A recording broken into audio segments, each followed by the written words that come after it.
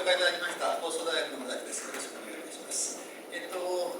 今イランに関する著作権のいろんなお話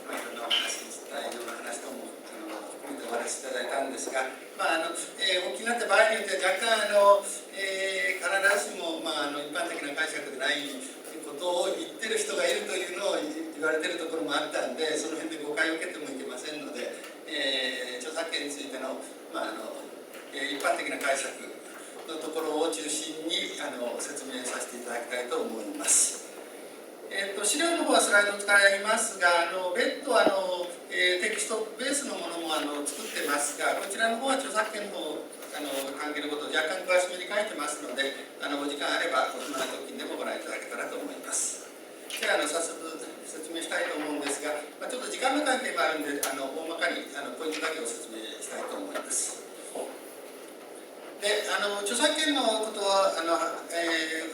ときには当然ながらまず著作物というものがあります。要するに著作権の仕組みというのは極めて大雑把に言うと、他人が作った著作物を使うときには作った人の了解を得てから使うことにしましょうねというのが、著作権制度の基本的な考えですので、使おうとするものが著作物なのかどうなのかというのが、実際には最初のポイントになります。で著作物の定義というのはここに書いてますが、思想または感情を創造的に表現したものであって、文芸、学術、美術または音楽の範囲に属するもの、これが法律上の定義なんですが、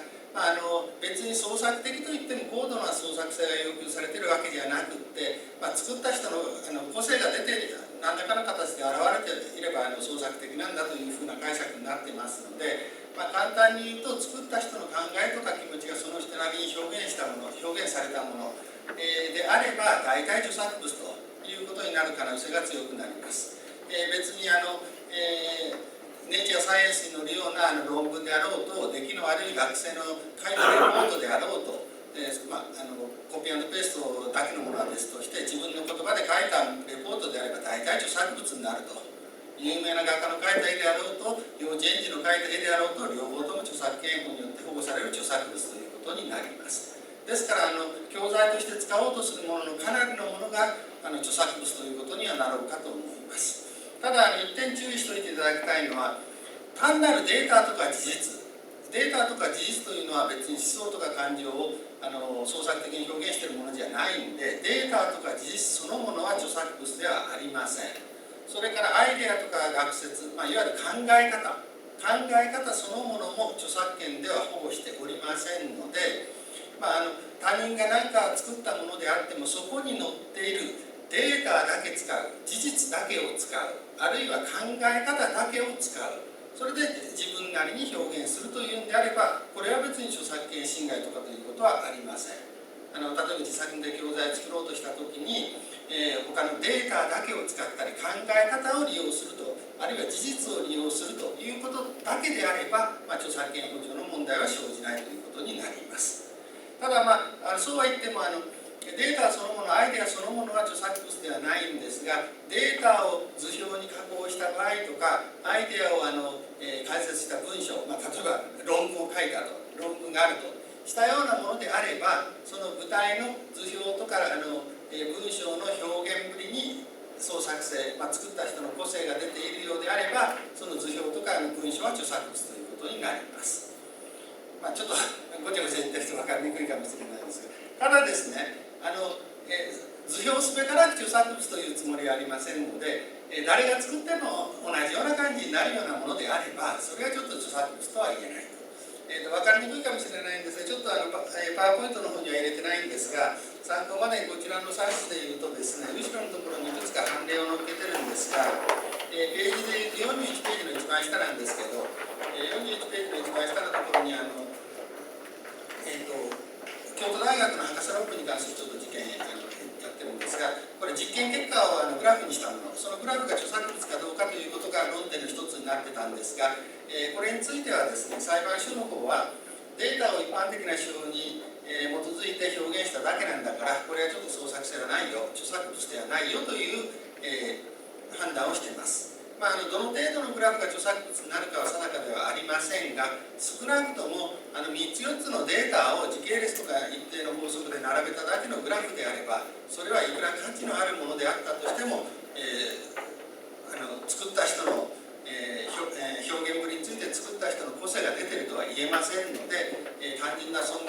なグラフだったら著作物ではないと考えていただいて結構だと思います。ですから単純なグラフであれば、使ったって別に著作物でないんだったら関係ないよということになります。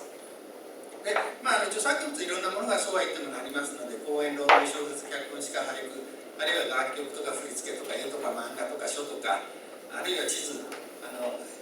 映画、写真、コンピュータープログラム、データベース、こういうようなものも大体著作物になると考えていただいた方がよろしいかとは思います。がデータそのもの、考え方そのものは著作物ではないんだということを頭に入れておいてください。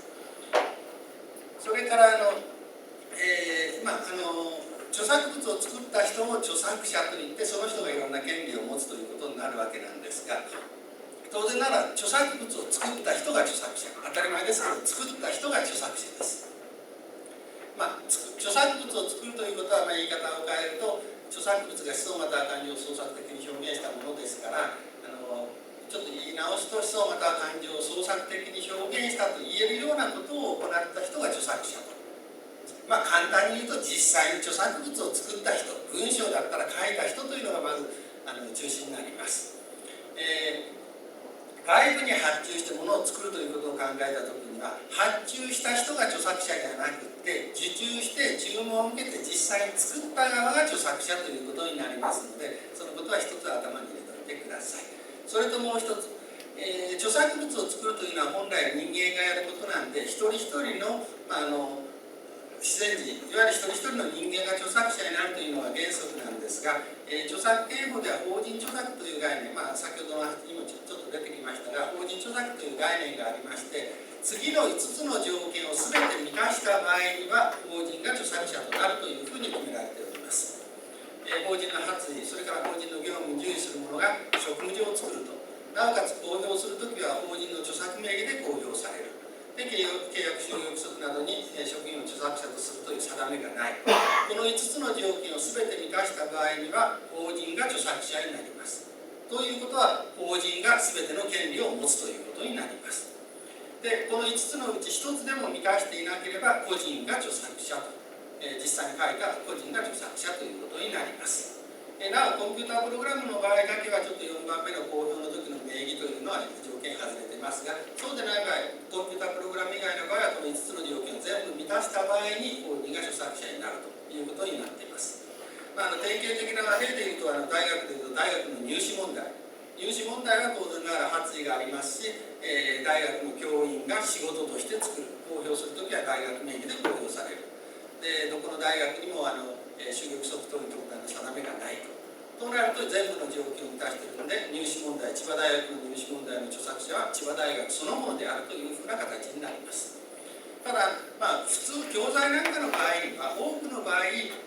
授業で使う教材の場合には、その先生の名前が大体書かれているケースもいいと思うんですが、先生の名前が書かれていれば公表するときにも個人名義で公表されているということになるので、それはもう法人が著作者ではないということにはなるんですが、大学名義で何か作ったりしたような場合には、場合によっては大学そのものが著作者というケースも出てくるということになるかと思います。一応この、法人著作という考えがあるんだというのは頭の中にちょっと入れておいてください。で、次がですね、じゃあ著作者というのはどんな権利を持っているのかということなんですが、著作者の持つ権利は大きく分けると人格的な利益を守るための著作者人格権と財産的な権利である著作権ということに分かります。人格権の方が問題のあることはさほどないとは思うんですが、一応人格権としては、公表権、未公表の著作物の公表の可否を決定できる権利、未公表のものを公表するときには著作者の了解を取れよというのが公表権です。で、氏名表示権というのは、公表する際に著作者名をどういうふうにつけるかと、著作者名の付け方というのは著作者が決めれるんだよと、著作者が決めた名前を勝手に書いちゃダメですよというふうな権利になります。ちょっと例悪いですけど、例えば加山雄三さんという俳優さんがおられて、人歌も歌っておられますけど、あの方が音楽の曲を作曲したりするときはですね、蘭光作という名義を使ってるんですよね。例えば「君といつまでも」という曲の作曲者は蘭光作と表記されていると思うんですが、加山雄三さんと同じ人物なんですが、そのことを知ってても、その曲の作曲家加山雄三と書いちゃダメよと。本人が蘭光作という名前を使ってほしいと言ってるんだったらそれを守りなさいよというのが氏名表示権です。あまり学校には関係ないと思うんですけど、それから同一性保持権、これは著作物を意に反して改変されない権利、要するにタイトルとか中身を勝手に直しちゃいけないよというのが同一性保持権という権利になります。で同一性保持権についてはやむを得ない場合は改変してもいいという規定はあるんですが、本当にやむを得ないかどうかということで裁判所を見たりしますので、基本的には勝手に直しちゃいけないんだというぐらいのつもりでいた方がいいと思います。例えば後ろのテキストの後ろの方の判例にも載っけてますが、例えば以前法政大学、法政大学検証論文事件と言われているやつでは、検証論文を載っける際にですね、送り仮名とか、それから当店と中黒というんですか、中骨変えたりして、その辺を勝手に直しちゃったということが同一性保持権の侵害に当たると。論文載っけるんだったら本人書いたまま載っければいいじゃないと、勝手に送り仮名直す必要ないでしょというふうな理屈で同一性保持権の侵害というふうな判決もありますので、基本は他人のものを勝手に直しちゃいけないんだよ、そのまま使うんだよというふうにお考えください。この辺がイラーニングコンテンツで問題になるケースは少ないとは思うんですが、一応人格権としてこの3つの権利があります。それからもう一つの財産的な権利、これがより影響する権利になるんですが、一つが複製権、これが著作物を複製する権利、コピーする権利です。複製というのは有形的に再生する、形があるものに再生することを複製と言ってまして、文献複写機でコピー取るのももちろん、録音録画も複製になりますし、手書きでノートに書き写すのも複製、それからパソコンのディスクとかサーバーに蓄積するというのも著作権法でいう複製に該当します。で、複製する権利を著作者が持っているということは、基本的には複製するんであれば著作者の了解がいるんだよ、無断でやっちゃいけないんだよという形になります。それから2種類目のものとして上演権、演奏権、上映権、口実権、展示権、これは著作物を公衆に上演とか演奏、上映、口実、展示する権利、もっと正確に言うと公衆に直接見せたり聞かせたりすることを目的に上演、運管のする権利ということになります。で、イラーニングの場合は関係ないかもしれませんが、一応、そうですね、上演というと劇とかなんかで、演奏というと音楽ですね。演奏というのは生だけじゃなくて録音物を再生する音楽 CD をここで私が皆さんに聴いていただいたら音楽を演奏しているという扱いになります。それから上映というのはスクリーンなんかに映し出す、公衆に見せるためにスクリーンに映し出したりするのを上映、口述というのは詩を朗読したりするやつですね。展示というのは絵とかなんかを、実際作品を見せたりするという、権利になります。イラーニングの場合は直接は実はあまり関係ないんですが、一応こういう権利もあると。で、ここでちょっと1点だけ注意しておいていただきたいのは、公衆という言葉が出てくるんですが、実は著作権法では公衆というのをですね、不特定という意味だけではなくて、特定多数も公衆というふうに考えていますので、そのことは頭に入れておいてください。例えば医学部の、何年度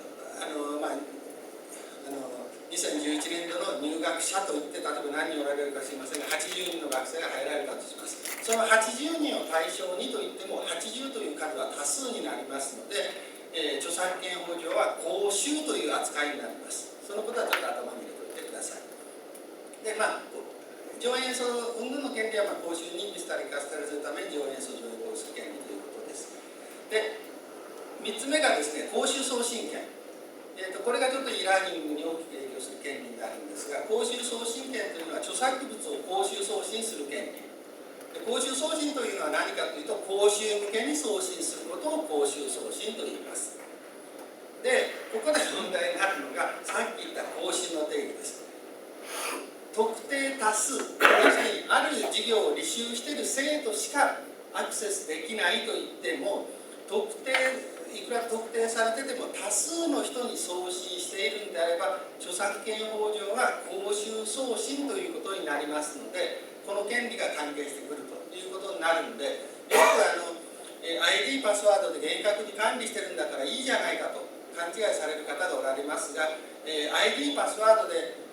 きちんと管理してたとしても、それは特定してるに過ぎないんですから、アクセスできる人が人数が多ければ特定多数、著作権法上は公衆ということになりますので、この公衆送信権という権利が働く、つまり原則許諾がいるという形になりますので注意してください。なおですね、公衆送信についてはコンピュータープログラム以外の場合には同一校内の送信は公衆送信ではないということになっています。これもちょっと分かりにくいんですが、別に今の時代になってできた規定ではありません。昔からある規定です。どんなものが想定してあったかというと、例えば小学校とか中学校というのを思い浮かべていただきたいんですが、お昼休みに音楽流したりします。音楽流すというのは放送室で、CD とか、昔でいうとレコードを放送室でかけて、その音が各教室のスピーカーまで送信されて、スピーカーから音が出ています。でもスピーカーの数が多数あれば多数の箇所に送信しているということになるので、公衆送信になってしまうと。でもそこまで公衆送信と言わなくてもいいんじゃないのかなということで、同一校内の、送信は公衆送信でないことにしましょうというふうに決まっているものです。ですから先ほどのお話の中で、大学のサーバーを使えば外からアクセスしてもいいんじゃないのかという意見の方もおられるようなことはちょっと出てたんですが、判決があったわけでもないんですが、以前文化庁に行って著作権をやってた人間の感覚からすると、同一校内というのはあくまで物理的な同一校内、大学でいうと例えば千葉大学全体じゃなくて、こちらのキャンパスであればこちらのキャンパスの中だけです。こちらのキャンパスから、離れた別の医学部キャンパスとかそちらの方へ送信するということになると、もはや同一校内ではないというふうに考えられますし、ましてやこの、敷地外からアクセスできる、生徒の自宅であれ外の喫茶店であれ、そこからアクセスできるということであれば、もはや同一校内ではないというふうに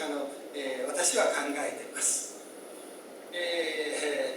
多分裁判官も同じように考えるとは思うんですけどね、一応同一校内というのはそういうつもりで作られた規定になっております。それからあとはもっと厳密に言うと、同一校内というのは同一の占有者に属する部分に限られていますので、同じ敷地の中でも占有者が違う場合、例えば生協が入ってて、生協がそこを借り受けてるんであったら、そこまで送信するということになると、厳密に言うとそれは違うよとかですね、いうことにはなるんですが、一応同一校内、同一占有者が属する部分に限定ということになっています。で、同一校内の場合には個室送信ではないことになっているんですが、e ラーニングの場合、多くの場合は、敷地外からもアクセスできるケースが多いんで、なかなかこの規定によってできるというケースは少ないんじゃないかと思います。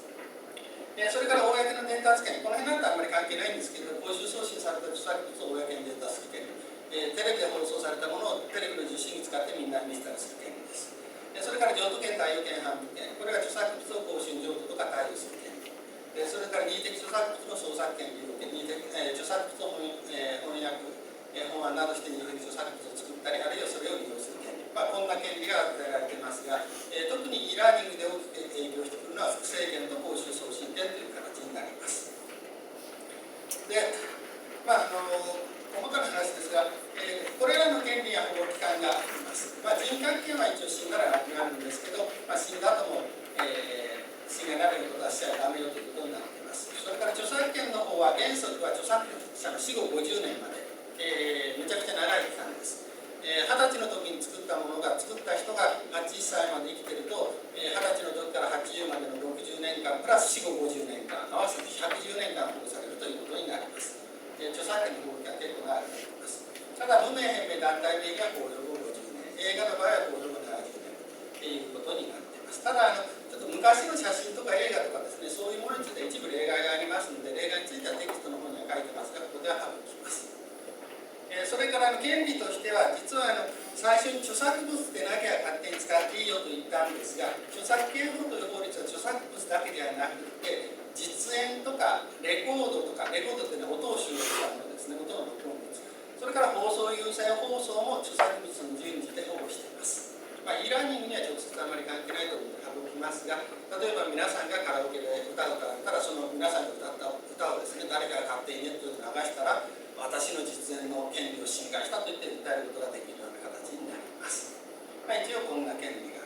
でこういう権利がありますんで、他人の著作物を使ったりする場合には許諾を得て使うというのが基本ということにはなるんですが、著作権法には権利制限というのが置かれていまして、一定の条件を満たす場合には許可を得なくても使っていいということになっています。でこ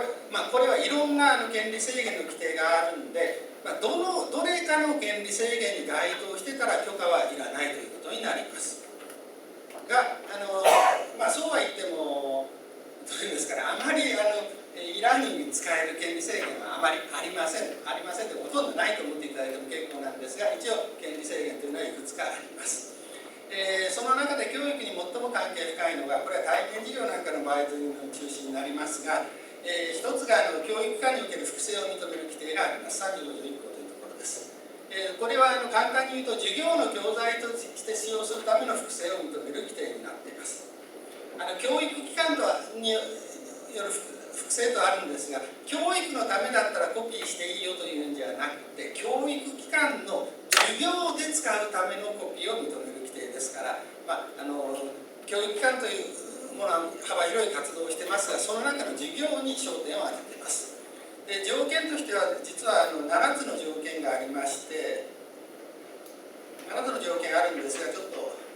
一つ一つ言いますと、まず一つ目が営利を目的としない教育機関、大学は当然入ります。高校私立問わず大学は全部入ります。それから2つ目、授業担当教員またはその授業を受ける者が複製する。コピーしていいのはそこで授業をやる先生または生徒だよというのが条件になっています。そうは言っても先生が事務職員の人にこれちょっと次の授業で使うから30分コピーしてくれと言ってコピーを頼むことは可能ですが、それは法的には先生がコピーしたのと一緒というふうに判断できるので構いませんが、みんな忙しいから外部の業者に頼むというのはもうダメと考えておいてください。先生または授業担当教員またはその授業を受ける者が複製するというのが2つ目。3つ目が本人の授業で使用するということになります。大学の場合は問題にならないと思うんですが、小中高なんかであれば特別活動も授業の一環となっていますので、運動会とか修学旅行とかそういうのももちろん大丈夫ということになります。それから4番目が授業で使用する限度内と、必要部分必要部数だけということになります。それから、5番目の条件がすでに公表された著作物というのが条件になっていますので、例えば前年度の学生がいいレポートを出してきたと、ものすごく参考になるなと思っても、通常、生徒が先生に提出しただけのレポートであれば、それはまだ公表されてないと考えられますので、先生が自分の手元にあるからといって勝手にコピーして次の年の学生に配ったりするということはできないと考えておいてください。もちろん許可を得ればできますけど、無断ではできない。公表されていることが条件になります。で、それから6番目、これが一番ポイントになるんですが、著作物の種類と複製の部数対応に照らし著作権者の利益を不当に害さないことということになっていまして、これについても判例があるわけではないんですが、一般的に言われているのは、個々の学習者ごとの購入を想定して販売されているようなもの、典型例としてはワークブックとかドリルですよね。分かりやすく言うと小学校とか中学校で使うワークブックとかドリル、こういうふうなものは生徒一人一人が購入するということで作られていますので、それを先生一人が購入して、あるいは業者が見本で持ってきたものをそれをコピーして授業で使う、結果として生徒が買わなくて済むというふうな場合はダメですよということになりますし、今はないでしょうが、パソコンソフトをコピーして使うというのも授業のためとはいえダメだよと。パソコンソフトというのはパソコンごとに購入するという前提で売られています。そんなことを言うと、いやコピーして使っていると思われる方おられるかもしれませんが、それは大体サイトライセンスで契約で許可を得てやってますので、そういう許可を得ないで授業だからといってコンピュータープログラム勝手にコピーすることはできないと考えられます。それ以外にもですね、そういう特定の用途のものでなくても、例えば本一冊丸ごとコピーする、あるいは丸ごととは言わなくても相当部分コピーするということになると、当然ながらそれは売ってるものを買ってくださいよということになります。市販物と同じようなものを丸ごと相当部分コピーするという場合は、大体それであれば同じものを複数買えばいいでしょということになります。で、権利者の利益を不当に害するか否かについては、著作物の利用しようとしようとするかどうかで判断通常すると言われています。要するにコピーすることによってその分利上げが落ちる、その分だけ本来コピーして配ってなきゃ買ってたものが売れなくなっちゃうよということになると、権利者の利益が少なく不当に害されているというふうに通常考えています。ただそうは言ってもですね、例えば新聞の一つの記事をコピーして使う、例えば英語の授業で、ある新聞のその日の新聞の一つの記事をコピーしてみんなに向かってこれを訳してみろとかなんか言ったと。で一つの記事をコピーしたからといってそれによってその新聞がその分だけ売れなくなるというものでもないので、それは別な問題はない。あるいはインターネット上、誰でも簡単にプリントアウトできるようなものをですね、パソコンのプリンターがあれば誰でもただでプリントアウトできるようなものを、プリントアウトしてコピーして使ったからといってそれで利益が不当に害されるとも思いませんし、あるいは NHK とか民放で流しているテレビ番組を収録してそれを授業に使ったからといってそれによって誰でも、NHK の場合受信料払ってますけど、基本的にはただで見れるものをですね、コピーして授業で使ったからといってそれで利益が不当に害されるとまでは言えない、そういう場合は大丈夫というふうに考えられますが、市販物の丸ごとないしは相当部分のコピーとか、もともと学校の授業で使う、授業で使うことを、想定して授業用に生徒みんなに買ってもらおうと思って作っているようなものをコピーするということはできないよというふうにお考えください。で、観光学が師匠の名人ということになっているので、差し支えない限りは師匠の名人を説明してください。で、35条1項そのものはですね、コピーしていいよ、複製していいよということを書いてるだけの規定なんですが、一応複製したものを先生が複製したものを生徒に渡す、あるいは生徒が複製したものを先生に渡す、譲渡ということになるんですが、これもやっていいことになっています。それから、翻訳して日本語に訳したものをコピーして配るということもありますので、翻訳編曲変形本案もやっていいよということになっていますので、翻訳したり要約したりしてそれをコピーして配るということもやっていいということになっています。一応大体の解釈はこういうことなんです。これちょっと補足しておきますと、先ほどのご説明の中で、著作権法35条ガイドライン35条のガイドライン、著作権法35条ガイドライン協議会というところが作ったガイドラインの、ご説明あったんですが、このガイドラインは別に文化庁が作ったものでもないし、公的機関が作ったガイドラインではありません。このガイドラインは、この、著作権法35条を、平成15年の法律改正で16年の1月1日から一部変わったんですが、その時に規定が変わったこともあって、何らかのガイドラインがあった方がいいだろうということで、権利者の団体が協議会を作ってそこで話して決めたものです。作ったものです。別に学校側と権利者側が協議して双方納得の上出来上がったガイドラインではありません。ですからある意味少し厳しめに書いてあります。感覚的に見ると厳しめに書いてあります。言い方変えると、権利者がいいと言ってる範囲だったら問題はないでしょうが、権利者がダメだよと言ってると即違法だよということではありませんので、ちょっとそれの性格は別なんだと思っておいてください。実は、この法律、この法改正した時の、検討段階で私も文化庁の方で担当してたんですが、その後私が外に出たと立法家にはなったんですが、実はですね、本当は権利者側と利用者側が協議してガイドラインを作ってほしいという希望はあったんですが、簡単に言うと学校側の代表というのがいないんです。教育関係者も何人か入った上でガイドラインの検討は権利者の団体がしたんですが、どうですか、学校の代表、その人が分かった、学校はこれでいいよという権限を持ってる人じゃないんで、ある意味ガイドラインとかなんかを作るとなるとですね、よくあるのは、ここは譲るけど、この部分は譲るけど、この部分はこうやってくれよとかいう交渉があるわけなんですけど、教育関係者から出てる人は何も権利者に約束できない。権利者の方からこれは守ってもらえますよねと言われたら、いやそこまで約束はできないということになっちゃうんで、結局、ある意味では権利者側が作ったということになっています。作ったもの、もちろん権利者もそんな無茶苦茶なことは著作権関係やってる業界ですので無茶苦茶なことは言いませんけど、ちょっと厳しめになっています。例えば50を超えるのはダメよというふうなことが書かれているところもありますけど、もちろん大教室とかなんかでですね、300人400人いるような教室で300部400部コピーするのは部数の面から問題があるということは、現在の著作権法を作った時、昭和45年の現在の著作権法を作った時の、立法担当者が書いた本なんかにもですね、300人とか400人になるとそれはちょっと問題だねとは書いてありますけど、50超えたらダメよとまでは、どこにも書いてはありませんが、一応、権利者は、言いようによっては50以下だったら問題はないと権利者は考えているというふうに取っていただいて、じゃあ60、70だったらダメよとまでは言わない、言えないと。いいよとも私、責任持って言えませんけど、ダメというものでもないよと。ケースバイケースになるんじゃないかと思います。一応ガイドラインというのはガイドライン協議会が作ったガイドラインというのはそういう性格、権利者側の意見を表明したものだというふうにご理解しておいてください。が一応、この規定があるんでかなりの部分は事業のためのコピーというのが認められています。で次の規定がですね、事業の教育関係における講習送信なんですが、これは、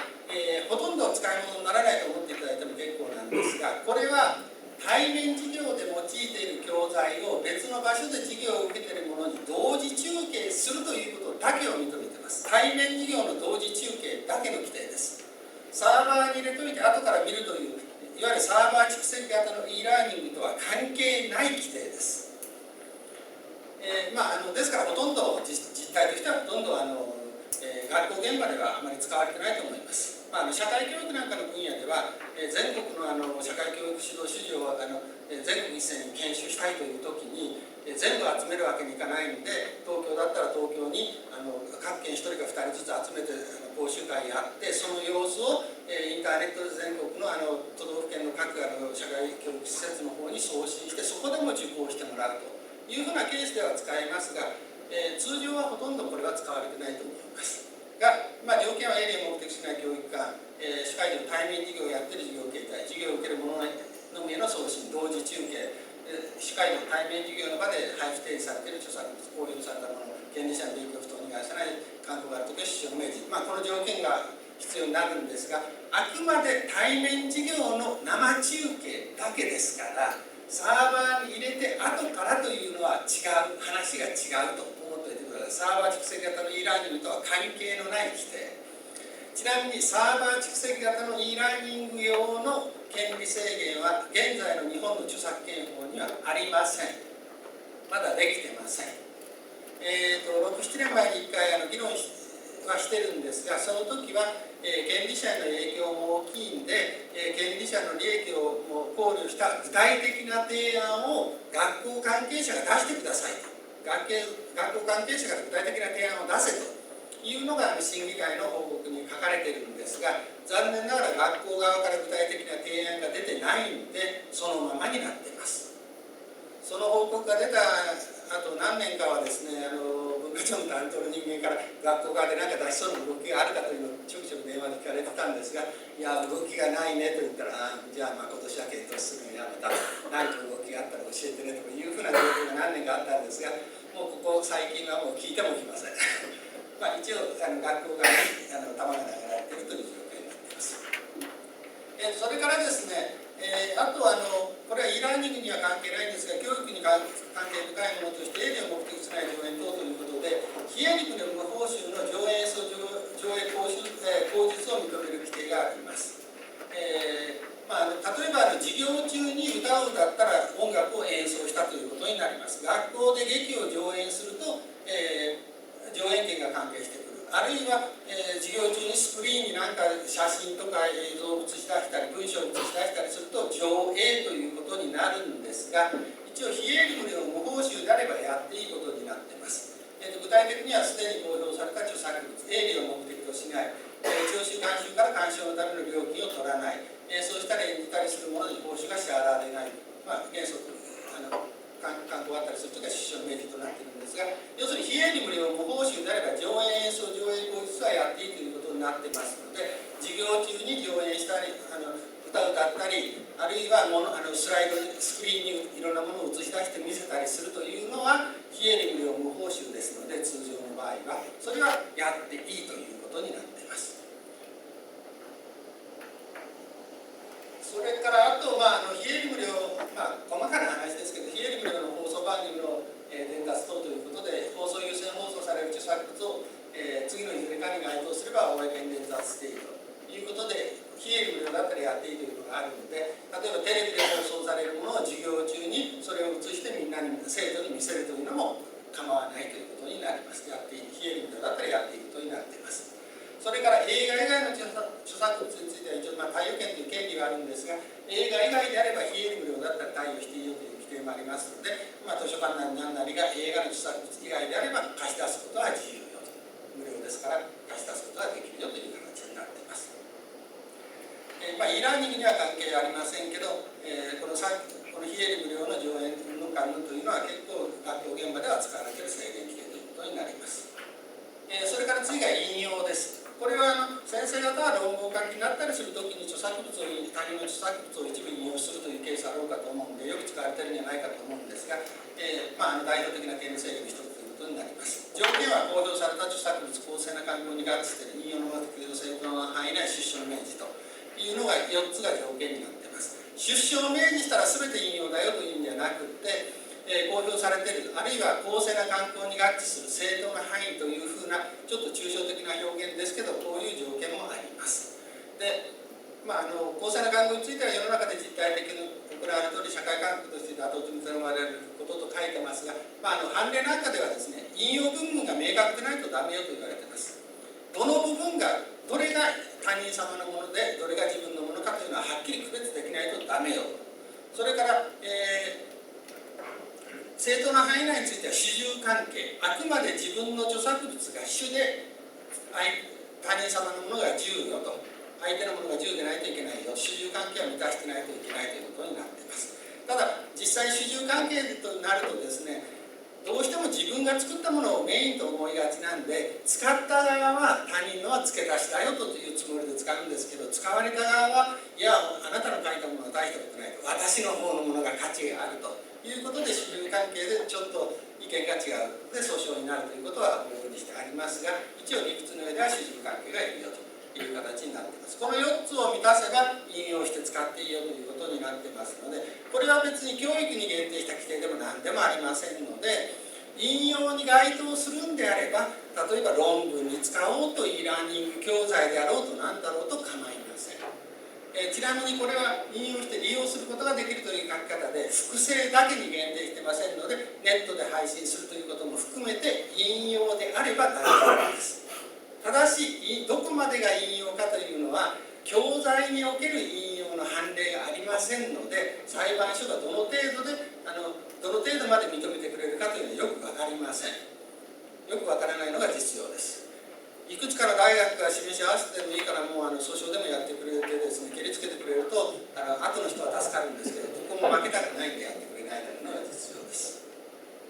それからあと指摘使用のための複製を認める規定があるんですが、これは個人で楽しんだりすることを認める規定ですので、あまり関係ないと思うんですが、さっきちょっと出てきたレポート提出というのは別に指摘使用ではないということになろうかと思います。仮に個人で、私的なために個人で楽しんだり研究したりするためにコピーしたものを、他の人に渡すというんであれば、他の人に渡す段階で目的外使用ということで、他人に渡すためにコピーしたという取り扱いになりますので、他人に渡すために勝手にコピーしていいという規定はありませんので、それはダメという形になります。以上のような権利制限があるんですが、学校の権利著作物の利用権利制限考えてみるとですね、普通の従来型の対面企業であれば、著作物をコピーして配るということがあるんですが、これは権利者の利益を不当に害さない場合は許諾なしにやっていいよという、コピーしていいよという、いろいろな条件はありますが、35条にあります。それから授業中に著作物を提示してみんなに見せたり聞かせたりするということもあるんですが、非営利無料無報酬の場合には上演演奏上映口述というのはやっていいよということになってますので、多くの場合はそれで大体大丈夫ということになります。なんかいろんな形で本をコピーしたりですね、テレビ番組を録画してそれをみんなに見せたり、コピーしたものを配ったりするというケースがありますけど、それぞれ条件はあるんですが、一応コピーについては35条の方で一定の条件下でやっていいよ。それから配布については37条9でやっていいよ。それから上映については38条の方で見せていいよ、非営利無料だったらやっていいよという規定がありますので、従来型の対面授業だったら結構スムーズにできたということが言えます。ところがサーバー蓄積型の e ラーニングになると、著作権法上の取り扱いがですね、サーバーへの蓄積というのは複製になりますが、それを送信するというのは公衆送信という形になります。同一コーナーはちょっと別にしてですね、同一コーナーでなければ公衆送信ということになる。で、公衆送信については引用に該当する場合以外はですね、基本的にやっていいよと、対面授業の同一集計はのければ基本的にやっていいよという規定がないので、原則許諾が必要ということになります。